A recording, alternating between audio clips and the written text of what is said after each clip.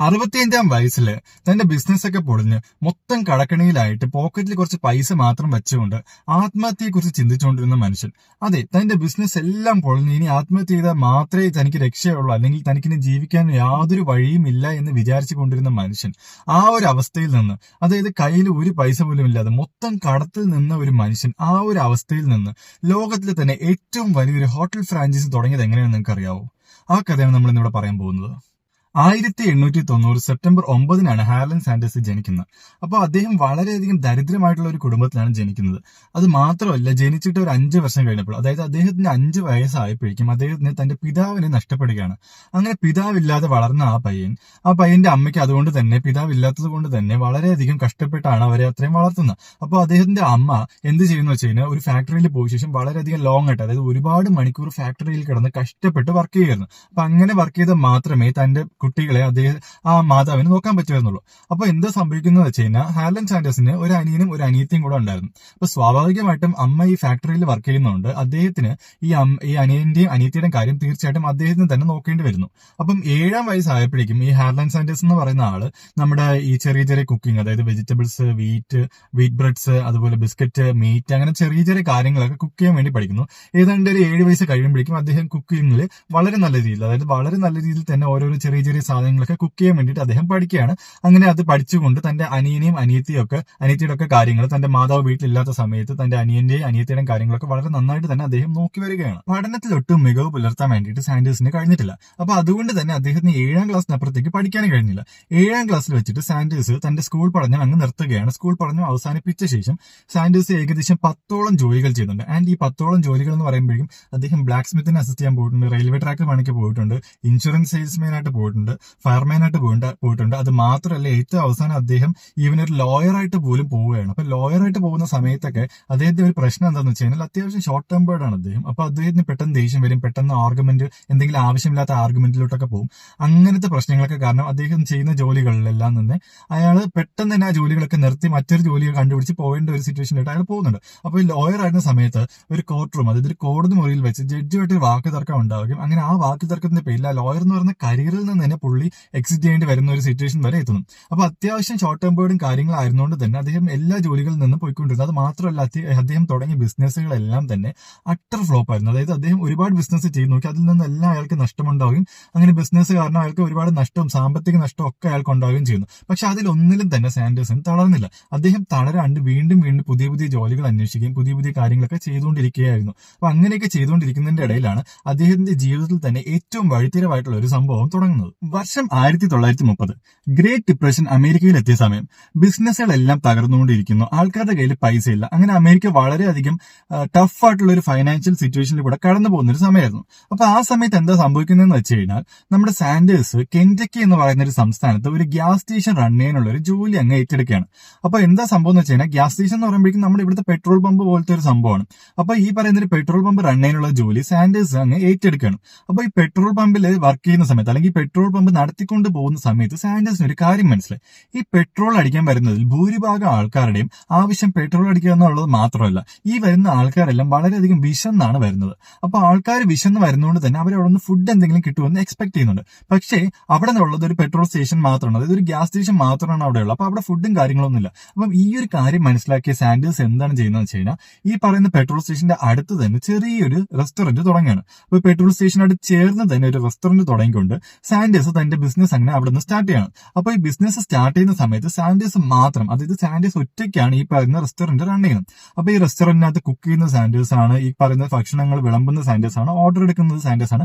അങ്ങനെ എല്ലാ കാര്യങ്ങളും സാൻഡേഴ്സ് ഒറ്റയ്ക്കാണ് മാനേജ് ചെയ്യുന്നത്. അത് മാത്രമല്ല, ഈ ഒരു പരിപാടി ചെയ്യുന്നത് വഴി, അതായത് ഭക്ഷണം കൊടുക്കുന്നത് വഴി സത്യം പറഞ്ഞാൽ ഗ്യാസ് സ്റ്റേഷൻ റൺ ചെയ്യുന്നതിനെക്കാളും ഉള്ള ലാഭം സത്യം പറഞ്ഞാൽ സാൻഡേഴ്സ് ഉണ്ടാക്കാൻ തുടങ്ങി. കാരണം ആൾക്കാർ ഈ ഗ്യാസ് സ്റ്റേഷൻ നോക്കി, അതായത് പെട്രോൾ അടിക്കാൻ വേണ്ടി മാത്രമല്ല വരുന്നത്, ഫുഡ് കഴിക്കാൻ കൂടെ വേണ്ടി, അത് വിശന്നാണ് മിക്കവാറും ആൾക്കാർ വരുന്നത്. അപ്പൊ അതുകൊണ്ട് തന്നെ അത്യാവശ്യം നല്ല രീതിയിലുള്ള ഒരു ലാഭം സാൻഡേഴ്സിന് അവിടെ നിന്ന് ഉണ്ടാക്കാൻ തുടങ്ങി. ആൻഡ് ഈ ഒരു സംഭവം സാൻഡേഴ്സിന്റെ ജീവിതത്തിൽ തന്നെ ഒരു വഴിത്തിരിവായിട്ട് അങ്ങ് മാറുകയാണ്.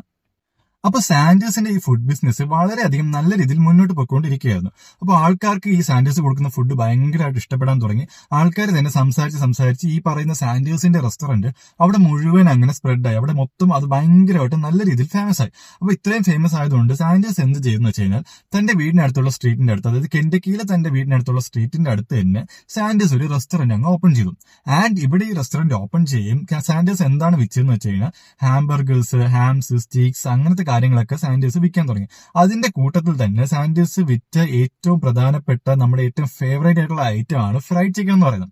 അപ്പൊ ഫ്രൈഡ് ചിക്കൻ സത്യം പറഞ്ഞാൽ സാൻഡേഴ്സ് വിറ്റ് തുടങ്ങിയത് ഈ പറയുന്ന ഒരു റെസ്റ്റോറന്റിൽ നിന്നാണ്. അപ്പൊ ഈ റെസ്റ്റോറന്റ് കെൻഡക്കിയിലാണ് ഇരിക്കുന്നത്. അപ്പൊ അവിടെ ഈ റെസ്റ്റോറന്റിൽ ഈ കാര്യങ്ങളൊക്കെ വിറ്റ് തുടങ്ങിയപ്പോഴേക്കും അവിടെ സാൻഡേഴ്സ് കണ്ട ഏറ്റവും വലിയ പ്രശ്നം എന്താണെന്ന് വെച്ച് കഴിഞ്ഞാൽ ഫ്രൈഡ് ചിക്കൻ ഉണ്ടാക്കാൻ വേണ്ടിയിട്ട് ഏകദേശം 30 മിനിറ്റ് വരെ സമയമെടുക്കും. അപ്പോൾ ഒരാൾ പോയിട്ട് ഒരു ഓർഡർ കൊടുത്തു കഴിഞ്ഞാൽ അയാൾ ഏകദേശം 30 മിനിറ്റ് വെയിറ്റ് ചെയ്താൽ മാത്രമേ സാൻഡേഴ്സിന് ഈ പറഞ്ഞ ഫ്രൈഡ് ചിക്കൻ ഉണ്ടാക്കി കൊടുക്കാൻ പറ്റുള്ളൂ. ആൻഡ് ഈ ഫ്രൈഡ് ചിക്കൻ എന്ന് പറയുന്നത് വളരെയധികം ഡിമാൻഡ് ഉള്ള ഒരു ഐറ്റം ആയിരുന്നു. അപ്പോൾ സാൻഡേഴ്സ് ഇരുന്ന് ആലോചിക്കാൻ തുടങ്ങി, ഓക്കെ എനിക്കിപ്പോൾ ഒരു ഓർഡർ കിട്ടിയാൽ വെറും 30 മിനിറ്റ് അല്ലെങ്കിൽ ഒരു 30 മിനിറ്റ് ഞാൻ ഇത് വർക്ക് ചെയ്താൽ മാത്രമേ എനിക്ക് പറഞ്ഞ ഓർഡർ കസ്റ്റമറിന്റെ അടുത്ത് എത്തിക്കാൻ പറ്റും. അപ്പോൾ കസ്റ്റമറിന് സ്വാഭാവികമായിട്ടും ബോറടിക്കും, ഇറിറ്റേറ്റഡ് ആവും. കാരണം എനിക്കിപ്പോൾ നല്ല രീതിയിൽ വിശക്കുന്നുണ്ട്. അപ്പോൾ ഞാൻ പോയി ഒരു ഹോട്ടലിൽ ചെന്ന് ഓർഡർ ചെയ്യാണ്, KFC തന്നെ ഓർഡർ ചെയ്യാണെന്ന് വിചാരിക്കാം. അപ്പോൾ പക്ഷേ ആ ഓർഡർ എന്റെ കയ്യിൽ കിട്ടാൻ വേണ്ടി 30 മിനിറ്റ് എടുക്കും. അപ്പോഴേക്കും എന്റെ വിശപ്പ് ചിലപ്പോൾ പോയിട്ടുണ്ടാവും, അല്ലെങ്കിൽ ഞാൻ വളരെയധികം ഇറിറ്റേറ്റഡ് ആയിട്ടുണ്ടാവും, അല്ലെങ്കിൽ ഞാൻ വേറെ എന്തെങ്കിലും ഓപ്ഷന് പോയിട്ടുണ്ടാവും. അപ്പോൾ സാൻഡേഴ്സിന് ഈ പ്രശ്നം മനസ്സിലായതുകൊണ്ട് തന്നെ സാൻഡേഴ്സിന് മനസ്സിലായി എത്രയും വേഗം തന്നെ നമ്മളിത് കുക്ക് ചെയ്ത് അവരുടെ അടുത്ത് എത്തിച്ചാൽ മാത്രമേ നമുക്ക് ഈ പറയുന്ന ബിസിനസ് നല്ല രീതിയിൽ മുന്നോട്ട് കൊണ്ടുപോകാൻ പറ്റുള്ളൂ. ഇപ്പൊ സാൻഡേഴ്സ് പല വഴികളൊക്കെ നോക്കുന്നുണ്ട്, പക്ഷെ അതൊന്നും സക്സസ് ആവുന്നില്ല.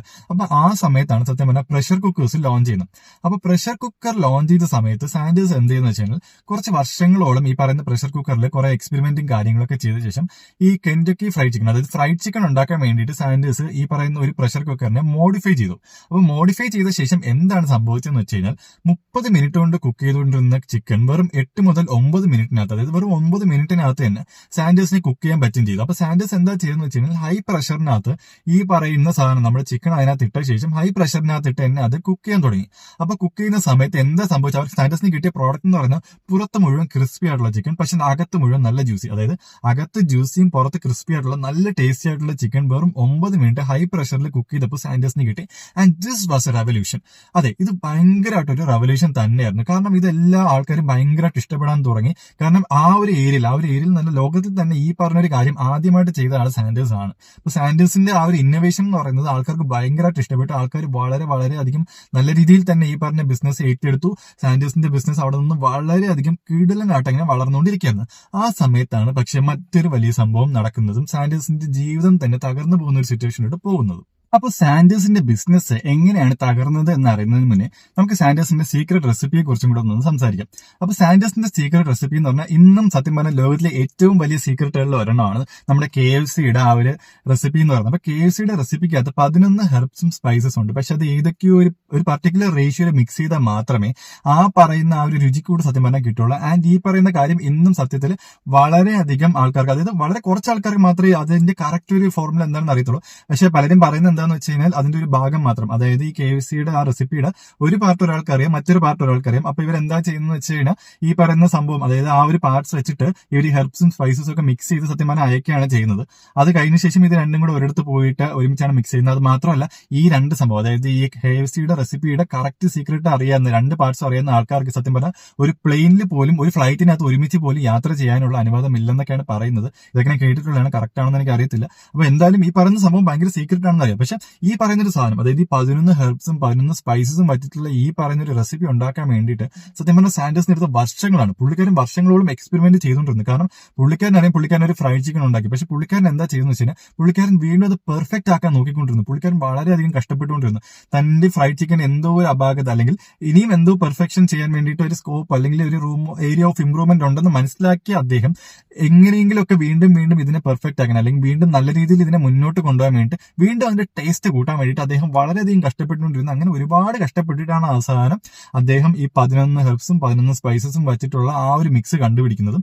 അങ്ങനെ ആ മിക്സ് യൂസ് ചെയ്ത് അദ്ദേഹം വളരെ നല്ല രീതിയിൽ തന്നെ ഈ പറയുന്ന ആ ഒരു മിക്സ് അദ്ദേഹം കൊണ്ടുവന്നത് ആൾക്കാർ ഭയങ്കരമായിട്ട് സ്വീകരിച്ചു. ആൻഡ് അതിന്റെ ഏറ്റവും വലിയ എക്സാമ്പിൾ ആണ് നമുക്ക് ഇന്നും KFCയിൽ നമ്മളിപ്പോഴും യൂസ് ചെയ്യുന്ന നമ്മുടെ കേണൽ സാൻഡേഴ്സ് ഏകദേശം 100 വർഷം മുന്നേ ക്രിയേറ്റ് ചെയ്ത ആ ഒരു സ്പൈസ് ആണ് നമ്മൾ ഇന്നത്തെ നമ്മുടെ KFCയിൽ നമ്മൾ യൂസ് ചെയ്യുന്നത്. അപ്പം മനസ്സിലാക്കുക, ആ ഒരു സ്പൈസ് മിക്സ് അല്ലെങ്കിൽ ആ ഒരു റെസിപ്പിയുടെ ആ ഒരു രുചിക്കൂട്ടിന്റെ ആ ഒരു പവർ പവർ അല്ലെങ്കിൽ അതിന്റെ ആ ഒരു ഇന്റൻസിറ്റി എന്തുമാത്രമാണെന്ന് നിങ്ങൾ ഇപ്പോഴും മനസ്സിലാക്കുക. കാരണം ഇപ്പോഴും ആർക്കും അത് അതുപോലെ റെപ്ലിക്കേറ്റ് ചെയ്യണം, അതായത് അതുപോലെ കോപ്പി ചെയ്യാൻ ഇന്നും ആർക്കും പറ്റിയിട്ടില്ല. പക്ഷെ നമുക്ക് എല്ലാവർക്കും ഇപ്പോഴും ഫേവറേറ്റ് ആണ് KFC എന്ന് പറയുമ്പോൾ തന്നെ നാക്കിൽ വെള്ളം ഊറും. അപ്പോൾ അതാണ് ആ റെസിപ്പിയുടെ ആ ഒരു പവർ എന്ന് പറയുന്നത്. പക്ഷെ ആ റെസിപ്പി പുള്ളിക്കാരൻ ആർക്കും പറഞ്ഞു കൊടുത്തിട്ടില്ല. അപ്പൊ ഇങ്ങനെയൊക്കെ വെച്ചിട്ട് പുള്ളിക്കാരന്റെ റെസിപ്പിയും കൂടെ വന്ന ശേഷം ഇത് ഭയങ്കരമായിട്ട് ഹിറ്റായെന്ന് വെച്ച് കഴിഞ്ഞാൽ ഭയങ്കരമായിട്ട് നമ്മുടെ സെലിബ്രിറ്റീസും ഭയങ്കര വലിയ വലിയ ആൾക്കാർ, ഈവൻ പ്രസിഡന്റ്സ് പോലും അവിടെ വന്ന് ഫുഡ് കഴിക്കാൻ തുടങ്ങുന്നത്. അങ്ങനെ ഭയങ്കര ഹിറ്റായിട്ട് തന്റെ റെസ്റ്റോറന്റ് അങ്ങ് മുന്നോട്ട് പോയിക്കൊണ്ടിരിക്കുകയാണ്. വളരെയധികം ലാഭത്തിലാണ്, എല്ലാം നല്ല അടിപൊളിയായിട്ട് പോയിക്കൊണ്ടിരുന്ന സമയത്താണ് സാൻഡേഴ്സിന്റെ ലൈഫിൽ ഏറ്റവും വലിയൊരു ഡിസാസ്റ്റർ എന്ന് പറയാൻ പറ്റുന്ന കാര്യം സംഭവിക്കുന്നത്. ആൻഡ് ഈ സംഭവത്തോടൊത്താണ് സത്യം പറഞ്ഞാൽ സാൻഡേഴ്സ് വളരെയധികം വലിയൊരു കടക്കെണിയിലാവുന്നതും തന്റെ ബിസിനസ് തന്നെ നിർത്താൻ വേണ്ടിയിട്ട് അല്ലെങ്കിൽ ഈവൻ സൂയിസൈഡിനെ കുറിച്ച് ചിന്തിക്കുന്ന രീതിയിലോട്ടും പോകുന്നത്. 1950 സാൻഡേഴ്സിന്റെ ബിസിനസ് വളരെയധികം നല്ല രീതിയിൽ വളർന്നു നിൽക്കുന്ന സമയം. കെൻഡക്കിയിലെ തന്നെ ഏറ്റവും ഫേമസ് റെസ്റ്റോറന്റ് ആയിട്ട് സാൻഡേഴ്സിന്റെ റെസ്റ്റോറന്റ് അങ്ങ് മാറുകയാണ്. പക്ഷെ ആ സമയത്താണ് വലിയൊരു പ്രശ്നം നടക്കുന്നത്. അപ്പോൾ സാൻഡേഴ്സിന്റെ ഈ റെസ്റ്റോറന്റ് ഇരിക്കുന്നത് കെൻഡക്കിയിലെ കോർബിൻ എന്ന് പറയുന്ന ഒരു സിറ്റിയിലാണ്. അപ്പൊ എന്താ നടക്കുന്നത് വെച്ച് കഴിഞ്ഞാൽ അവിടെ ഒരു പുതിയ ഇന്റർ സ്റ്റേറ്റ് ഹൈവേ വരികയാണ്. അപ്പം ഈ ഇന്റർ സ്റ്റേറ്റ് ഹൈവേ കോർബിൻ എന്ന് പറയുന്ന സിറ്റിയെ കംപ്ലീറ്റ്ലി ബൈപ്പാസ് ചെയ്താണ് കണക്ട് ചെയ്തിരിക്കുന്നത്. അതായത് ഒരാൾ ഈ ഇന്റർ സ്റ്റേറ്റ് ഹൈവേയിൽ കയറി കഴിഞ്ഞാൽ അയാൾക്ക് ഒരിക്കലും ഈ കോർബിൻ എന്ന് പറയുന്ന സിറ്റി ടച്ച് ചെയ്യേണ്ട ആവശ്യം വരുന്നില്ല, ടച്ച് ചെയ്യേണ്ട സിറ്റുവേഷൻ വരുന്നത്, ടച്ച് ചെയ്യാൻ അയാൾക്ക് പറ്റില്ല. ആ സിറ്റിയിൽ ആ പറയുന്ന ഒരു ഇന്റർ സ്റ്റേറ്റ് ഹൈവേയിൽ കയറി കഴിഞ്ഞാൽ പിന്നെ അടുത്ത സിറ്റിയിൽ മാത്രമേ അയാൾക്ക് ഇറങ്ങാൻ പറ്റുള്ളൂ. കോർബിൻ എന്ന് പറയുന്ന സിറ്റിയിൽ അയാൾക്ക് ഒരിക്കലും ഇറങ്ങാൻ പറ്റത്തില്ല. അപ്പൊ ഈ പറയുന്ന ഒരു ഹൈവേ വന്നതോടെ എന്താ സംഭവിക്കുന്നതെന്ന് വെച്ച് കഴിഞ്ഞാൽ നമ്മുടെ സാൻഡേഴ്സിന്റെ റെസ്റ്റോറന്റിലെ സെയിൽസ് ആണ് കുറയാൻ തുടങ്ങി. കാരണം എന്താന്ന് വെച്ച് കഴിഞ്ഞാൽ സാൻഡേഴ്സിന്റെ റെസ്റ്റോറന്റിൽ വന്നുകൊണ്ടിരുന്ന ആൾക്കാരിൽ ഒരു വലിയൊരു പങ്കും, അതായത് ഏകദേശം ഒരു 90% ആൾക്കാരും ട്രാവലേഴ്സ് ആയിരുന്നു. മറ്റു സിറ്റികളിൽ നിന്ന് മറ്റൊരു സിറ്റികളിലോട്ട് പോയിക്കൊണ്ടിരിക്കുന്ന ആൾക്കാരായിരുന്നു വണ്ടി നിർത്തി സാൻഡേഴ്സിന്റെ ഈ പറയുന്ന റെസ്റ്റോറന്റിൽ കയറിക്കൊണ്ടിരുന്നത്. അപ്പൊ സ്വാഭാവികമായിട്ടും ഈ പറയുന്ന ഒരു ഹൈവേ വന്നതോടുകൂടി ഈ പറയുന്ന കോർബിൻ എന്ന് പറഞ്ഞ സിറ്റി കംപ്ലീറ്റ്ലി ബൈപ്പാസ് ചെയ്യുകയാണ്. ആൻഡ് ഈ സ്വാഭാവികമായിട്ടും നമ്മുടെ ഈ പറയുന്ന സാൻഡേഴ്സിന്റെ റെസ്റ്റോറന്റിലെ സെയിൽസ് എല്ലാം കുറയാൻ തുടങ്ങി. അങ്ങനെ സെയിൽസ് കുറഞ്ഞു തുടങ്ങിയെങ്കിലും സാൻഡേഴ്സ് എന്ത് ചെയ്യുന്നു വെച്ച് കഴിഞ്ഞാൽ റെസ്റ്റോറന്റ് കുറെ കൂടെ നല്ല രീതിയിൽ അല്ലെങ്കിൽ കുറെ കൂടെ എങ്ങനെയെങ്കിലും ഈ റെസ്റ്റോറന്റ് മുന്നോട്ട് കൊണ്ടുപോകാൻ തന്നെ സാൻഡേഴ്സ് ട്രൈ ചെയ്തു. സാൻഡേഴ്സ് നല്ല രീതിയിൽ തന്നെ അതിന് ശ്രമിച്ചു. പക്ഷേ ഈ പറയുന്ന മാതിരി സെയിൽസ് വീണ്ടും ഡ്രോപ്പ് ആയിക്കൊണ്ടിരിക്കുകയും സാൻഡേഴ്സ് വളരെ വലിയൊരു കടക്കണിയിലോട്ട് പോയിക്കൊണ്ടിരിക്കുകയും ചെയ്യായിരുന്നു. പക്ഷേ എന്താണെന്ന് വെച്ച് കഴിഞ്ഞാൽ സാൻഡേഴ്സ് ഒരിക്കലും അവിടെ നിർത്തുന്നില്ല. സാൻഡേഴ്സിനെ കുറിച്ച് ഞാൻ ആദ്യമേ പറഞ്ഞു, എന്തൊക്കെ സംഭവിച്ചാലും ഒരിക്കലും നിർത്താത്ത അല്ലെങ്കിൽ ഒരിക്കലും കഷ്ടപ്പെടുന്നത് അല്ലെങ്കിൽ വീണ്ടും വീണ്ടും ശ്രമിച്ചുകൊണ്ടിരിക്കുന്ന ഒരു മനുഷ്യനാണ് സാൻഡേഴ്സ്. സോ അയാൾ വീണ്ടും ശ്രമിച്ചുകൊണ്ടിരിക്കുകയാണ് ആ റെസ്റ്റോറന്റ് എങ്ങനെയും മുകളിലോട്ട് കൊണ്ടുവരാൻ. പക്ഷേ ഒന്നും നടക്കുന്നില്ല എന്ന് മനസ്സിലായതോടെ സാൻഡേഴ്സ് തന്റെ റെസ്റ്റോറന്റ് വിൽക്കുകയാണ്. പക്ഷേ റെസ്റ്റോറന്റ് വെച്ചിട്ട് പോലും സാൻഡേഴ്സിന്റെ കടക്കണി മാറുന്നില്ല. കാരണം അദ്ദേഹം ഈ റെസ്റ്റോറന്റ് പിടിച്ചു വെക്കാൻ ശ്രമിക്കുന്നതിലൂടെ വളരെ വലിയൊരു കടക്കണിയിൽ ഓൾറെഡി അദ്ദേഹം ആയിക്കുകയും. അപ്പൊ സാൻഡേഴ്സിന് 65 വയസ്സായിപ്പോ. അപ്പൊ സാൻഡേഴ്സിന്റെ മുന്നിൽ ഇനി ആകെ ഒരൊറ്റ ഓപ്ഷൻ മാത്രമേ ഉള്ളൂ, എങ്ങനെയെങ്കിലും ഈ കടമൊക്കെ തീർത്ത് റിട്ടയർ ചെയ്യാന്നുള്ളൊരു ഓപ്ഷൻ മാത്രമേ ഉള്ളൂ. വേറെ ഒരു ഓപ്ഷൻ ഇല്ലാന്ന് സാൻഡേഴ്സ് ഇങ്ങനെ വിചാരിച്ചിരിക്കുന്ന സമയം, ഏറെക്കുറെ സൂയിസൈഡിനെ കുറിച്ച് പോലും സാൻഡേഴ്സ് ചിന്തിച്ചുകൊണ്ടിരിക്കുന്ന ഒരു സമയമായിരുന്നു ഇത്. അപ്പോഴാണ് സാൻഡേഴ്സ് ഒരു കാര്യം ശ്രദ്ധിച്ചത്. തന്റെ കയ്യിലുള്ള പൈസ എല്ലാം പോയി, തന്റെ റെസ്റ്റോറന്റ് പോയി, ഈ പറഞ്ഞ കാര്യങ്ങളൊക്കെ പോയി. പക്ഷെ തന്റെ കയ്യിൽ ഇപ്പോഴുള്ള 3 കാര്യങ്ങളുണ്ട്. എന്തൊക്കെയാണെന്ന് അറിയാവോ? ഒന്ന്, തന്റെ ആ ചിക്കന്റെ റെസിപ്പി, അത് വളരെ യൂണീക്ക് ആയിട്ടുള്ള ഒരു റെസിപ്പിയാണ്, അത് വേറെ ആർക്കും അറിയത്തില്ല. രണ്ടാമത്തെ കാര്യം എന്ന് പറഞ്ഞാൽ താൻ തന്നെ മോഡിഫൈ ചെയ്ത ആ ഒരു പ്രഷർ കുക്കർ. അപ്പം ഈ പറയുന്ന ഒരു പ്രഷർ കുക്കർ എന്ന് പറയുന്നത് സാൻഡേഴ്സ് തന്നെ മോഡിഫൈ ചെയ്തൊരു സാധനമാണ്, സാൻഡേഴ്സ് തന്നെ ഉണ്ടാക്കിയ ഒരു സംഭവമാണ്. അപ്പം ഈ പറയുന്ന ഒരു കാര്യം അവിടെയുണ്ട്. അത് മാത്രമല്ല, ഒരിക്കലും തോറ്റു കൊടുക്കാത്ത ഒരു മനസ്സ് സാൻഡേഴ്സിനുണ്ട്. അപ്പം ഒരു പ്രഷർ കുക്കർ ഉണ്ട്, ഒരു ചിക്കന്റെ റെസിപ്പി ഉണ്ട്, ഒരിക്കലും തോറ്റു കൊടുക്കാത്ത ഒരു മനസ്സുണ്ട്. അപ്പം ഈ 3 കാര്യങ്ങൾ വെച്ച് തനിക്ക് എങ്ങനെ മുന്നോട്ട് പോകാം അല്ലെങ്കിൽ തനിക്ക് എങ്ങനെ ജയിക്കാമെന്ന് സാൻഡേഴ്സ് ചിന്തിക്കാൻ തുടങ്ങി. അപ്പൊ സാൻഡേഴ്സ് ചിന്തിച്ചത് എന്താണെന്ന് വെച്ച് കഴിഞ്ഞാൽ, തന്റെ കയ്യിൽ ഒരു ചിക്കൻ റെസിപ്പി ഉണ്ട്, തന്റെ കയ്യിൽ നല്ലൊരു ചിക്കൻ റെസിപ്പി ഉണ്ട്, ഒരു ഫ്രൈഡ് ചിക്കൻ ഒരു റെസിപ്പി ഉണ്ട്. അപ്പൊ ഇത് വിൽക്കാൻ വേണ്ടിയിട്ട് തനിക്ക് എന്തിനാണ് ഒരു റെസ്റ്റോറന്റ്, തനിക്ക് ഈ ഫ്രൈഡ് ചിക്കൻ മാത്രമായിട്ട് വിൽക്കാൻ പറ്റുമോ എന്നുള്ള രീതിയിൽ സാൻഡേഴ്സ് ചിന്തിക്കാൻ തുടങ്ങി. അപ്പൊ സാൻഡേഴ്സ് എന്താ ചെയ്തതെന്ന് വെച്ച് കഴിഞ്ഞാൽ, സാൻഡേഴ്സ് ഒരു റെസ്റ്റോറന്റിൽ പോയി. അപ്പോൾ ഒരു റെസ്റ്റോറന്റിൽ പോയിട്ട് സാൻഡേഴ്സ് ആ റെസ്റ്റോറന്റ് ഓണറിന്റെ അടുത്ത് പറഞ്ഞു, എന്റെ കയ്യിൽ നല്ലൊരു ഫ്രൈഡ് ചിക്കന്റെ റെസിപ്പി ഉണ്ട്, ഞാൻ ഇവിടെ നിന്നുകൊണ്ട് നിങ്ങൾക്ക് വേണ്ടിയിട്ട് ആ ഫ്രൈഡ് ചിക്കന്റെ റെസിപ്പി ഇവിടെ ഉണ്ടാക്കാം, എന്നിട്ട് നിങ്ങളുടെ റെസ്റ്റോറന്റ് വഴി ഞാൻ ഈ ഫ്രൈഡ് ചിക്കൻ എല്ലാവർക്കും വിൽക്കാം. പക്ഷേ ഈ വിൽക്കുന്ന ഫ്രൈഡ് ചിക്കന്റെ ലാഭത്തിന്റെ ഒരു ഭാഗം അല്ലെങ്കിൽ ഒരു റോയൽറ്റി ഫീ എനിക്ക് വേണം. ഓരോ പീസ് ചിക്കന്റെ ഒരു റോയൽറ്റി ഫീ, ചെറിയൊരു ഫീ, അതായത് ഞാൻ വിൽക്കുന്ന ഓരോ ചിക്കൻ പീസിന്റെ എന്റെ ഫ്രൈഡ് ചിക്കൻ ആരൊക്കെ വാങ്ങുന്നുണ്ട് അപ്പം നിങ്ങൾക്ക് കിട്ടുന്ന ലാഭത്തിന്റെ ചെറിയൊരു വിഹിതം മാത്രം എനിക്ക് തന്നാൽ മതി, പകരം ഞാൻ നിങ്ങൾക്ക് വേണ്ടിയിട്ട് ഈ പറയുന്ന ഫ്രൈഡ് ചിക്കൻ ഇങ്ങോട്ട് നിങ്ങൾക്ക് വേണ്ടിയിട്ട് കുക്ക് ചെയ്ത് തരാമെന്ന് സാൻഡേഴ്സ് പറഞ്ഞു. അപ്പൊ സ്വാഭാവികമായിട്ടും ഈ പറയുന്ന റെസ്റ്റോറന്റ് ഓണർ തിരിച്ചു തള്ളി. കാരണം എന്താണെന്ന് വെച്ച് കഴിഞ്ഞാൽ, ഒരു റെസ്റ്റോറന്റ് ഓണർ, നല്ല രീതിയിൽ പോയിക്കൊണ്ടിരിക്കുന്ന ഒരു റെസ്റ്റോറന്റ് ഓണറും ഈ പറയുന്ന കാര്യത്തിന് സമ്മതിക്കത്തില്ല. അപ്പൊ സ്വാഭാവികമായിട്ടും അവിടെ നിന്ന് അയാൾക്ക് നല്ലൊരു റിജക്ഷൻ കിട്ടി. പക്ഷെ സാൻഡേഴ്സ് ഒരിക്കലും നിർത്തുന്നില്ല. സാൻഡേഴ്സ് പല റെസ്റ്റോറൻറ്റ്സിൽ പോയി കോൺടാക്ട് ചെയ്യുന്ന ഈ കാര്യം തന്നെ പറയുന്നു, തന്റെ കയ്യിൽ ഒരു റെസിപ്പി ഉണ്ട്. തന്റെ റെസിപ്പി താനാണെങ്കിൽ കുറെ KFC chicken, Kentucky fried chicken എന്ന തന്റെ യുണീക്ക് റെസിപ്പി വെച്ച് ഉണ്ടാക്കിയ ചിക്കൻ ഒക്കെ കഴിക്കാൻ കൊടുക്കുന്നു. പക്ഷെ റെസ്റ്റോറന്റിലുള്ള ആൾക്കാർക്ക് അതൊക്കെ ഇഷ്ടപ്പെടുന്നുണ്ട്. പക്ഷെ സാൻഡേഴ്സിന്റെ ഐഡിയ മാത്രം അവർക്ക് ഇഷ്ടപ്പെടുന്നില്ല. ഒരു രീതിയിലും സാൻഡേഴ്സിന് തന്റെ ചിക്കൻ ഈ പറയുന്ന രീതിയിൽ വിൽക്കാൻ വേണ്ടിയിട്ട് അവർ സമ്മതിക്കുന്നില്ല. അപ്പൊ അങ്ങനെ കുറെ സാൻഡേഴ്സ് കഷ്ടപ്പെടുന്നു. അപ്പോൾ നമ്മുടെ ഹിസ്റ്ററി ബുക്സും ഫാക്ട്സും ഒക്കെ ചെക്ക് ചെയ്യുമ്പോഴേക്കും ഏറെക്കുറെ പറയപ്പെടുന്നത് 1009 തവണ സാൻഡേഴ്സ് തന്റെ റെസിപ്പി കൊണ്ട് ഓരോ റെസ്റ്റോറന്റിൽ ഇറങ്ങി ഫെയിലിയർ റേറ്റ് വാങ്ങിയെന്നാണ്. അതായത് 1009 തവണ തോറ്റ ഒരു മനുഷ്യനാണ് അവസാനം ഏതോ ഒരു റെസ്റ്റോറന്റിൽ പോയപ്പോൾ ഏതോ ഒരു റെസ്റ്റോറന്റ് ഉടമ ഈ പറയുന്ന ഒരു ഐഡിയ അംഗീകരിക്കുകയും അയാൾക്ക് ഈ ഐഡിയ ഇഷ്ടപ്പെടുകയും അയാൾ പറഞ്ഞു, ഓക്കെ ഞാൻ സമ്മതിച്ചിരിക്കുന്നു, നിങ്ങൾക്ക് നിങ്ങളുടെ റെസിപ്പി വെച്ച് ഉണ്ടാക്കുന്ന ചിക്കൻ നിങ്ങൾക്ക് വിൽക്കാം, അതിന്റെ ചെറിയൊരു ഫീസ് നിങ്ങൾക്ക് തരാമെന്ന് ഒരു റെസ്റ്റോറന്റ് ഉടമ അങ്ങ് സമ്മതിക്കുന്നു.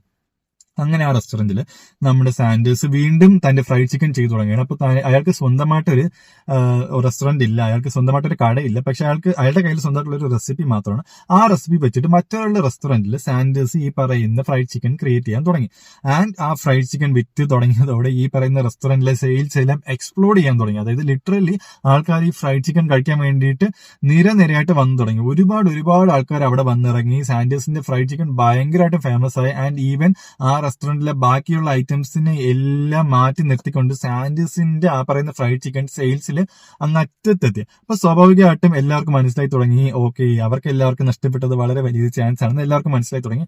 ഒരുപാട് ആൾക്കാർ സാൻഡേഴ്സിന്റെ അടുത്ത് എത്താൻ തുടങ്ങി. ഈ പറയുന്ന രീതിയിൽ നല്ല രീതിയിൽ തന്നെ തന്റെ ഫ്രൈഡ് ചിക്കൻ താൻ അവിടെ വന്ന് ഫ്രൈഡ് ചിക്കൻ ഉണ്ടാക്കി കൊടുത്താൽ മതി, അപ്പോഴേക്കും കസ്റ്റമേഴ്സ് വരും എന്നുള്ള രീതിയിൽ. അപ്പം എന്താ സാൻഡേഴ്സ് ചിന്തിച്ചതെന്ന് വെച്ചാൽ അപ്പോഴാണ് സാൻഡേഴ്സിന്റെ മൈൻഡിൽ ഈ പറയുന്ന ഒരു ഐഡിയ വന്നത്. അതായത് തനിക്ക് ഈ പറയുന്ന മാതിരി തന്റെ ഫ്രൈഡ് ചിക്കൻ വിൽക്കാൻ വേണ്ടിയിട്ട് തനിക്കൊരു റെസ്റ്റോറന്റിന്റെ ആവശ്യമില്ല, താൻ സ്വന്തമായിട്ട് ഒരു റെസ്റ്റോറന്റ് ഓൺ ചെയ്യേണ്ട ആവശ്യമില്ല. താൻ ചെന്ന് ജസ്റ്റ് അത് ഇവിടെ കുക്ക് ചെയ്ത് കൊടുത്താൽ മാത്രം മതി. നല്ല രീതിയിൽ തനിക്ക് ലാഭവും കാര്യങ്ങളും കിട്ടുന്നുണ്ട്, കാരണം നല്ല രീതിയിൽ സെയിൽസ് വരുന്നുണ്ട്. ഇപ്പോൾ ഈ വരുന്ന ആൾക്കാരെല്ലാവരും, വരുന്ന ഈ റെസ്റ്റോറന്റ് ഓണേഴ്സ് എല്ലാം സാൻഡേഴ്സ് പറയുന്ന പൈസ കൊടുക്കാന്നാണ് പറയുന്നത്. അതായത് സാൻഡേഴ്സ് പറയുന്ന പൈസ റോയൽറ്റി ഫീ ആയിട്ട് കൊടുക്കാൻ, നിങ്ങൾ വന്ന് നമുക്ക് ജസ്റ്റ് ഒന്ന് കുക്ക് ചെയ്ത് തന്നാൽ മതി എന്ന് പറഞ്ഞു. അങ്ങനെ സാൻഡേഴ്സിന്റെ ആ പറയുന്ന ഒരു പരിപാടി വളരെയധികം ഹിറ്റ് ആയിക്കൊണ്ട് അങ്ങ് മാറുകയാണ്. അപ്പൊ സാൻഡേഴ്സിന്റെ ഈ പറഞ്ഞ ഒരു ഐഡിയ വളരെ എക്സ്പ്ലോസീവ് ആയിട്ട് അങ്ങ് ഗ്രോ ചെയ്യാൻ തുടങ്ങി. കാരണം എന്താണെന്ന് വെച്ച് കഴിഞ്ഞാൽ സാൻഡേഴ്സിന്റെ ഈ പറയുന്ന റെസിപ്പി, ഈ കെൻഡക്കി ഫ്രൈഡ് ചിക്കൻ എന്ന് പറയുന്ന ആ ഒരു റെസിപ്പി ആൾക്കാർക്ക് ഭയങ്കരമായിട്ട് ഇഷ്ടപ്പെടാൻ തുടങ്ങി. സോ ആൾക്കാർ എന്ത് ചെയ്യുന്ന വെച്ച് കഴിഞ്ഞാൽ ഈ പറയുന്ന റെസ്റ്റോറൻറ്റ്സിൽ വന്നിട്ട് ഈ പറയുന്ന ഫ്രൈഡ് ചിക്കൻ ഒരുപാട് ഓർഡർ ചെയ്യാൻ തുടങ്ങി. ആൻഡ് ഈ ഫ്രാഞ്ചൈസിൽ ഒരുപാട് റെസ്റ്റോറൻറ്റ്സ് ജോയിൻ ചെയ്യാൻ തുടങ്ങി. ഇപ്പൊ 2-3 റെസ്റ്റോറൻറ്റ്സ് വെച്ച് തുടങ്ങി ഈ ഒരു ഫ്രാഞ്ചൈസിലോട്ട് ഒരുപാട് റെസ്റ്റോറന്റ് ഓണേഴ്സ്, കാരണം അവർക്ക് എല്ലാവർക്കും ഈ പറയുന്ന കസ്റ്റമേഴ്സിനെ വേണം. അങ്ങനെ ഒരുപാട് റെസ്റ്റോറന്റ് ഓണേഴ്സ് ഇതിൽ വന്ന് ജോയിൻ ചെയ്യുകയും ഭയങ്കര എക്സ്പ്ലോസീവ് ആയിട്ട്, ഭയങ്കര എക്സ്പോണൻഷ്യൽ ആയിട്ട് ഈ പറയുന്ന ഒരു ഫ്രാഞ്ചൈസ് എന്ന് പറയുന്ന ഒരു പരിപാടി അങ്ങ് ഗ്രോ ചെയ്യാൻ തുടങ്ങി. അപ്പോൾ സാൻഡേഴ്സിന് ഒരു കാര്യം മനസ്സിലായി, തനിക്ക് ഒരു റെസ്റ്റോറന്റ് ഓൺ ചെയ്യാണ്ട്. അതായത് സാൻഡേഴ്സ് ആ സമയത്ത് ഈ പറയുന്ന റെസ്റ്റോറൻറ്റ്സിൽ വളരെ കുറച്ച് മാത്രമേ ഓൺ ചെയ്തിട്ടുള്ളൂ, ബാക്കിയുള്ളതെല്ലാം വെറും ഫ്രാഞ്ചൈസികൾ മാത്രമാണ്. ഈ ഫ്രാഞ്ചൈസിംഗ് എന്ന് പറയുന്ന സംഭവം ലോകത്തിൽ ആദ്യമായിട്ട് കൊണ്ടുവന്നത് പോലും സാൻഡേഴ്സിന്റെ ഈ പറയുന്ന ഒരു ഐഡിയ വെച്ചിട്ടാണ്. അപ്പോൾ സാൻഡേഴ്സിന് ഒരു കാര്യം മനസ്സിലായി, തനിക്ക് ഇത്രയും റെസ്റ്റോറൻറ്റ്സിൽ ചിക്കൻ വിൽക്കാൻ വേണ്ടിയിട്ട്, അല്ലെങ്കിൽ തന്റെ ഫ്രൈഡ് ചിക്കൻ റെസിപ്പി വിൽക്കാൻ വേണ്ടിയിട്ട് താൻ ഈ റെസ്റ്റോറൻറ്റ്സ് ഒന്നും ഓൺ ചെയ്യേണ്ട കാര്യമില്ല. ജസ്റ്റ് ഈ ഫ്രൈഡ് ചിക്കന്റെ റെസിപ്പി മാത്രം, അല്ലെങ്കിൽ ഫ്രൈഡ് ചിക്കൻ മാത്രം അവിടെ എത്തിച്ചാൽ മതി. ആ ഒരു ഐഡിയ മനസ്സിലായതോടെ സാൻഡേഴ്സ് എന്താ ചെയ്യാൻ തുടങ്ങിയെന്ന് വെച്ച് കഴിഞ്ഞാൽ ഇത് ഭയങ്കരമായിട്ട് അങ്ങ് എക്സ്പാൻഡ് ചെയ്യാൻ തുടങ്ങി. അപ്പോൾ 1960 ആയപ്പോഴേക്കും അമേരിക്കയിൽ മാത്രം 600 KFC ബ്രാഞ്ചസ്, അതായത് 600 KFC ഫ്രാഞ്ചൈസസ് സാൻഡേഴ്സിന് ഓപ്പൺ ചെയ്യാൻ തുടങ്ങി. അപ്പോൾ ആദ്യമൊക്കെ ഈ റെസ്റ്റോറൻറ്റ്സിന്റെ ഒരു ഭാഗം മാത്രമായിരുന്നു ഈ മെനു. അതായത് റെസ്റ്റോറന്റിൽ ഒരു മെനു കാണും, ആ മെനുവിന്റെ കൂട്ടത്തിൽ തന്നെ സാൻഡേഴ്സിന്റെ ഐറ്റംസ് വെക്കുമായിരുന്നു. അപ്പൊ അങ്ങനെയായിരുന്നു പോയിക്കൊണ്ടിരുന്നത്. പക്ഷേ ഈ 1960 ആയപ്പോൾ ആൾക്കാർക്ക് സാൻഡേഴ്സിന്റെ ഐറ്റംസ് മാത്രം മതി. അപ്പൊ സ്വാഭാവികമായിട്ടും ഈ റെസ്റ്റോറൻറ്റ്സ് എന്നുള്ളത്, അതായത് ഒരു റെസ്റ്റോറന്റിന്റെ ഒരു പേരിൽ തുടങ്ങിയ റെസ്റ്റോറന്റിന്റെ ഐറ്റംസ് ഒക്കെ ഒരു സൈഡിലോട്ട് മാറുകയും KFC എന്നുള്ളത് സാൻഡേഴ്സിന്റെ ഐറ്റംസ് മാത്രം ആ പറയുന്ന മെനുവിൽ മൊത്തം നിറഞ്ഞു നിൽക്കാൻ തുടങ്ങി. അപ്പോ അങ്ങനെയാണ് സത്യം പറഞ്ഞ KFC എന്ന് പറയുന്നത്, KFC മാത്രം എക്സ്ക്ലൂസീവ് ആയിട്ടുള്ള ഒരു ഫ്രാഞ്ചൈസിയിലോട്ട് ഈ പറയുന്ന ഒരു പരിപാടി പോയത്. അതായത് റെസ്റ്റോറൻറ്റ്സിലെ ബാക്കി ഐറ്റംസ് എല്ലാം മാറ്റി സാൻഡേഴ്സിന്റെ ഐറ്റംസ് മാത്രം അവിടെ വരുന്നതോടെ KFC, കെൻഡക്കി ഫ്രൈഡ് ചിക്കൻ എന്നുള്ള ഒരു ബ്രാൻഡ് അവിടെ അങ്ങനെ വരികയാണ്. ആൾക്കാർ അങ്ങനെ രണ്ട് കൈ നീട്ടി ഇത് അങ്ങനെ സ്വീകരിക്കുകയാണ്. അങ്ങനെ അമേരിക്കയിൽ നിന്ന് ലോകം മുഴുവൻ ഈ പറയുന്ന ഒരു ബിസിനസ് അങ്ങോട്ട് എക്സ്പാൻഡ് ചെയ്യാൻ തുടങ്ങി. 1964 സാൻഡേഴ്സിന് 73 വയസ്സായ സമയം. അപ്പോൾ സാൻഡേഴ്സിന് 73 വയസ്സായപ്പോഴേക്കും ഈ പറയുന്ന KFC എന്ന് പറയുന്നത് വേൾഡ് മുഴുവൻ സ്പ്രെഡ് ആയി കഴിഞ്ഞു. വേൾഡ് മുഴുവൻ ഇങ്ങനെ നിറഞ്ഞു നിൽക്കുന്ന വലിയൊരു ബിസിനസ് ശൃംഖലയായിട്ട് മാറി, ഒരു വലിയൊരു ബിസിനസ് ഫ്രാഞ്ചൈസ് ആയിട്ട്, ഒരു വലിയൊരു ബിസിനസ് എംപയർ ആയിട്ട് മാറി. അപ്പോൾ സാൻഡേഴ്സിന് സ്വാഭാവികമായിട്ടും 73 വയസ്സായതോടുകൂടി ഈ പറയുന്ന ബിസിനസ് ഫ്രാഞ്ചൈസ്, അതായത് ഈ പറയുന്ന എല്ലാ ഫ്രാഞ്ചൈസും ഹാൻഡിൽ ചെയ്യാൻ വേണ്ടിയിട്ട് വളരെയധികം ബുദ്ധിമുട്ടുള്ളതായിട്ട് തോന്നി തുടങ്ങി. കാരണം എന്താണെന്ന് വെച്ച് കഴിഞ്ഞാൽ പുള്ളിക്കാരൻ 73 വയസ്സായി, പഴയതുപോലെ എല്ലായിടത്തും ഓടി എത്താൻ പറ്റുന്നില്ല, പഴയതുപോലെ എല്ലാ കാര്യങ്ങളും ചെയ്യാൻ പറ്റുന്നില്ല. അപ്പോൾ സ്വാഭാവികമായിട്ട് സാൻഡേഴ്സിന് മനസ്സിലായി, ഓക്കെ താൻ പതിയെ ഈ കാര്യങ്ങളൊക്കെ നിർത്തേണ്ട ഒരു സമയം എത്തി എന്നുള്ള കാര്യം സാൻഡേഴ്സ് സാൻഡേഴ്സിന് മനസ്സിലായി. പക്ഷെ സാൻഡേഴ്സിന് ഈ പറയുന്ന ബിസിനസിന്റെ അടുത്ത് ഭയങ്കരമായിട്ടുള്ള ഒരു പാഷൻ ഉണ്ടായിരുന്നു. അതുകൊണ്ട് തന്നെ ഈ പറയുന്ന KFC എന്ന് പറയുന്ന ആ ഒരു ഫ്രാഞ്ചൈസി നിർത്താൻ സാൻഡേഴ്സിന് യാതൊരു ഉദ്ദേശമില്ലായിരുന്നു. അപ്പൊ സാൻഡേഴ്സിന് എന്താ ചെയ്തതെന്ന് വെച്ച് കഴിഞ്ഞാൽ ഈ പറയുന്ന ഒരു ബിസിനസ് വിൽക്കാൻ വേണ്ടി തീരുമാനിക്കണം. അങ്ങനെ 1964 $2 മില്യൺ നിങ്ങൾ ആലോചിച്ച് നോക്കാം. 1964 $2 മില്യൺ എന്ന് പറയുമ്പോഴേക്കും ഇന്നത്തെ കണക്ക് വെച്ച് നോക്കുമ്പോൾ ഏകദേശം ഒരു 20 ബില്യണെങ്കിലും കുറഞ്ഞത് ആ ഒരു വാല്യൂങ്കിലും വരും. അപ്പം അന്നത്തെ കാലത്ത് 1964 തന്നെ അത്രയും പൈസയ്ക്ക് ഈ പറയുന്ന ഒരു ബിസിനസ് വാങ്ങാൻ വേണ്ടിയിട്ട് വലിയൊരു ഫേം മുന്നോട്ട് വരികയാണ്. അങ്ങനെ സാൻഡേഴ്സ് ഈ പറയുന്ന ബിസിനസ് വിൽക്കുകയാണ്. സ്വാഭാവികമായിട്ടും പുള്ളിക്കാരന് ഈ പറയുന്ന മാതിരി ബിസിനസ് വിൽക്കണം എന്നൊരു ആഗ്രഹത്തിലല്ല സാൻഡേഴ്സ് ഈ പറയുന്ന ബിസിനസ് വിൽക്കുന്നത്. പക്ഷെ 73 വയസ്സായി സാൻഡേഴ്സിന് ഇനി ഈ പറയുന്ന ബിസിനസ് പഴയതുപോലെ റൺ ചെയ്യാനുള്ള ഒരു കരുത്ത് അല്ലെങ്കിൽ ഒരു ശക്തി ഇല്ലെന്ന് മനസ്സിലായതോടെ ഈ പറയുന്ന ബിസിനസ് ഒരിക്കലും തോൽക്കാൻ പാടില്ല അല്ലെങ്കിൽ ഒരിക്കലും തകരാൻ പാടില്ല എന്നുള്ള ആഗ്രഹം ഉള്ളതുകൊണ്ട് ബിസിനസിന്റെ അടുത്ത് അത്രയും പാഷൻ ഉള്ളതുകൊണ്ട് സാൻഡേഴ്സ് ഇത് വിൽക്കുകയാണ്. പക്ഷെ വിറ്റ ശേഷം സാൻഡേഴ്സ് ഇവിടെ നിന്ന് മാറുന്നില്ല. സാൻഡേഴ്സ് ഈ പറയുന്ന ബിസിനസ് വിറ്റെങ്കിൽ പോലും പുള്ളി എന്താ ചെയ്തെന്ന് വെച്ച് കഴിഞ്ഞാൽ അതിന്റെ കൂടെ തന്നെ നിന്നു, അതിൽ ചേർന്ന് തന്നെ പ്രവർത്തിക്കാൻ തുടങ്ങി. ഈ പറഞ്ഞ ബിസിനസിന്റെ ഒരു ഫേസ് അവിടെ ഈ സാൻഡേഴ്സ് മാറി. നമ്മൾ ഇപ്പോഴും KFC പോയി കഴിഞ്ഞാൽ സാൻഡേഴ്സിന്റെ ചെറിയൊരു ഫോട്ടോ അവിടെ കാണാൻ പറ്റും. ചെറിയൊരു താടിയൊക്കെ വെച്ചിട്ട് ഒരു പുള്ളിക്കാരൻ നിൽപ്പുണ്ട്. അതാണ് കേണൽ സാൻഡേഴ്സ് എന്ന് പറയുന്നത്. അപ്പൊ പുള്ളി എന്താ ചെയ്യുന്ന വെച്ചാൽ ബിസിനസിന്റെ ഫേസ് ആയിട്ടങ്ങ് മാറി. അതെ, പുള്ളി ഈ പറയുന്ന ബിസിനസ് വിറ്റ ശേഷവും പുള്ളിക്കാരൻ തന്നെ അതിന്റെ അഡ്വർടൈസ്മെന്റും ഈ പറയുന്ന കാര്യങ്ങളൊക്കെ ചെയ്തും പുള്ളിക്കാരന്റെ മുഖം തന്നെ ആ പറയുന്ന ഈ ബിസിനസിനെ വീണ്ടും, അതായത് ബിസിനസ് മറ്റൊരാൾക്ക് വിറ്റിട്ട് പോലും ഈ പറയുന്ന ബിസിനസിനെ വീണ്ടും ഉയരങ്ങളിലോട്ട് എത്തിക്കാൻ വേണ്ടിയിട്ട് KFCയോട് കൂടെ നിന്ന് പ്രവർത്തിച്ച ഒരാളാണ് സാൻഡേഴ്സ്. ഈ പറയുന്ന മാതിരി പുള്ളിയുടെ ഫേസ് വെച്ച് തന്നെ ഇതിന്റെ അഡ്വർടൈസ്മെന്റും കാര്യങ്ങളൊക്കെ ചെയ്ത്. ആൻഡ് നമുക്ക് ഇന്നും അറിയാം, നമ്മൾ ഇപ്പോഴും KFC പോയി നോക്കിക്കഴിഞ്ഞാൽ പുള്ളിയുടെ ഫോട്ടോയാണ് അവിടെ ചുവരിലൊക്കെ തൂക്കി വെച്ചിരിക്കുന്നത്. അപ്പൊ നമുക്ക് ആർക്കും വിശ്വസിക്കാൻ പോലും പറ്റത്തില്ല. പുള്ളി ജനിച്ചത് 1890 പുള്ളി മരിച്ചിട്ട് ഇപ്പൊ ഏകദേശം 20 വർഷം കഴിഞ്ഞു. നമ്മൾക്ക് ആർക്കും ചിലപ്പോൾ അറിയത്ത് പോലും ഇല്ലായിരിക്കും. കാരണം അത്ര ഇതായിട്ട് പുള്ളിയുടെ ഫോട്ടോ നമുക്കിപ്പോൾ KFCയിലൊക്കെ പോയാൽ കാണാൻ പറ്റും. അപ്പോൾ ഇങ്ങനെയാണ് KFC എന്ന് പറയുന്ന ഒരു ഫ്രാഞ്ചൈസ് അമേരിക്കയിലെ കെൻഡക്കി എന്ന് പറയുന്ന ചെറിയൊരു സ്റ്റേറ്റിൽ തുടങ്ങി ലോകം മുഴുവൻ എത്തിയത്. അതെ, നമ്മൾ ഇപ്പോഴും പോയി ആ KFC നോക്കി അറിയാൻ പറ്റും. കേണൽ സാൻഡേഴ്സിന്റെ പിക്ചർ ആയിരിക്കും അവിടെ അഡ്വർടൈസ്മെന്റിന് അവർ വെച്ചിരിക്കുന്നത്.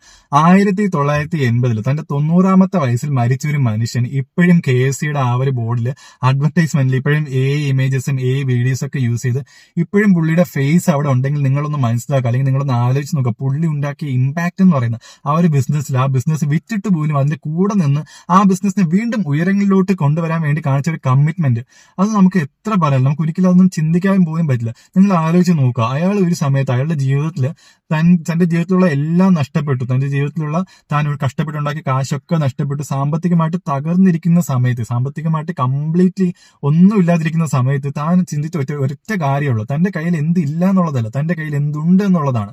തന്റെ കയ്യിൽ എന്താ ഉള്ളത്? ഒരു ചിക്കന്റെ റെസിപ്പിയും ഒരു മോഡിഫൈ ചെയ്തൊരു പ്രഷർ കുക്കറും മാത്രം. ആ രണ്ട് കാര്യം വെച്ച് മാത്രം തനിക്ക് എങ്ങനെ കാശുണ്ടാക്കാം അല്ലെങ്കിൽ തനിക്ക് എങ്ങനെ വിജയിക്കാമെന്ന് ചിന്തിച്ചത് കൊണ്ട് മാത്രമാണ് സാൻഡേഴ്സ് സത്യം പറഞ്ഞാൽ ഇന്നത്തെ നിലയിൽ KFC ഇവിടെ എത്തിച്ചത്. നമുക്ക് പല രീതിയിൽ നമുക്ക് ചിന്തിക്കാം. ഈ പറയുന്ന ഫേംസും കാര്യങ്ങളും എല്ലാവരും ഇതിന്റെ പുറകെ കഷ്ടപ്പെട്ടിട്ടുണ്ട്. പക്ഷെ സാൻഡേഴ്സ് ഒറ്റയ്ക്ക് പടുത്തുയർത്ത ഒരു എംപയറാണ് KFC. ആ പറയുന്ന എംപയറിന്റെ അടുത്ത് വന്ന, അല്ലെങ്കിൽ ആ ഒരു എംപയറിനെ വീണ്ടും സഹായിക്കാൻ വേണ്ടിയിട്ട് വന്ന ആൾക്കാർ മാത്രമാണ് ഇപ്പോഴത്തെ ഫേംസ് ഇപ്പൊ ഹാൻഡിൽ ചെയ്യുന്ന ആൾക്കാർ. പക്ഷെ ഈ എംപയർ ബിൽഡ് ചെയ്ത് സാൻഡേഴ്സ് ഒരൊറ്റ ഒരാളായിട്ടാണ് ഈ എംപയർ കംപ്ലീറ്റ്ലി ബിൽഡ് ചെയ്തത്. അപ്പൊ എനിക്ക് നിങ്ങൾക്കും പറയാനുള്ളത് ഇത് തന്നെയാണ്. നമുക്കിപ്പോൾ ഒരുപാട് പ്രശ്നങ്ങളും കാര്യങ്ങളൊക്കെ കാണും, നമുക്ക് കടങ്ങളൊക്കെ കാണും. പക്ഷെ നമ്മൾ ചിന്തിക്കേണ്ട അതല്ല, നമ്മുടെ കയ്യിൽ എന്തില്ല എന്നല്ല നമ്മൾ ചിന്തിക്കേണ്ടത്, നമ്മുടെ കയ്യിൽ എന്തുണ്ട് എന്നുള്ളതാണ്.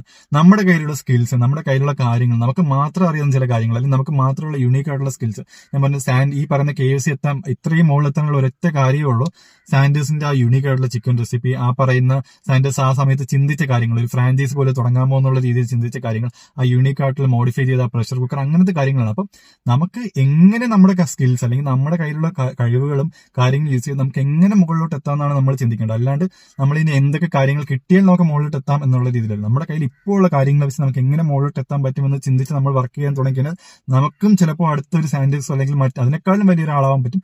സോ എല്ലാവരും ട്രൈ ചെയ്യുക. കിട്ടുന്ന അവസരങ്ങളൊക്കെ നമ്മൾ പാഴാക്കാണ്ട് നല്ല രീതിയിൽ തന്നെ മുകളിലോട്ട് എത്താൻ വേണ്ടി ട്രൈ ചെയ്യുക. ജീവിതത്തിൽ വിജയിക്കാൻ വേണ്ടിയിട്ട് നമുക്ക് ഏറ്റവും ആവശ്യമുള്ള ഒരു കാര്യമാണ് ഒരിക്കലും തോൽക്കാത്ത, എന്തൊക്കെ സംഭവിച്ചാലും തോൽക്കാത്ത ഒരു മനസ്സ്. സോ ഇന്നത്തേക്ക് അത്രയേ ഉള്ളൂ. Signing off, Ajith.